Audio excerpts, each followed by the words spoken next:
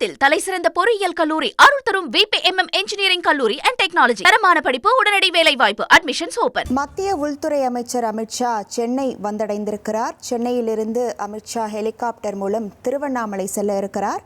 திருவண்ணாமலையில் உள்ள அண்ணாமலையார் கோவிலை சுவாமி தரிசனம் செய்ய இருக்கிறார். அதன் பின் கிரிவல பாதையில் உள்ள ரமண ஆசிரமத்திற்கும் செல்ல இருக்கிறார் மத்திய உள்துறை அமைச்சர் அமித்ஷா. தற்போது மத்திய உள்துறை அமைச்சர் அமித்ஷா சென்னை வந்தடைந்திருக்கிறார்.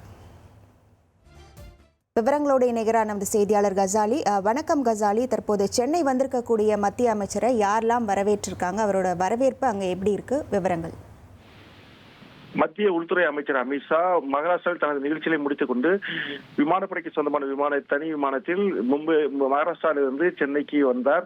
சென்னையில் வந்து தரையிறங்கியதும் அவரை அதிமுக பொதுச் செயலாளர் எடப்பாடி பழனிசாமி, பாஜக மாநில தலைவர் நயினார் நாகேந்திரன், பாஜக மூத்த நிர்வாகிகள் தமிழிசை சவுந்தரராஜன், பொன் ராதாகிருஷ்ணன் மற்றும் பாஜக மேலிட பொறுப்பாளர் மற்றும் நிர்வாகிகள் அவர்களை வரவேற்றார்கள்.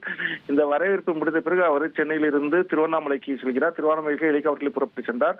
திருவண்ணாமலை நிகழ்ச்சிகளில் அங்குள்ள சாமி தரிசனம் செய்துவிட்டு பின்னர் அங்குள்ள நிகழ்ச்சியை முடித்துவிட்டு புதுச்சேரி செல்கிறார். புதுச்சேரிக்கு சென்று விட்டு அங்குள்ள பாஜக மற்றும் பல்வேறு நிகழ்ச்சியில் கலந்து கொண்டு விட்டு நாளை பிற்பகல் சென்னை திரும்புகிறார். சென்னை திரும்பியதும் சென்னையிலிருந்து விமானம் மூலம் டெல்லி புறப்பட்டு செல்ல இருக்கிறார்.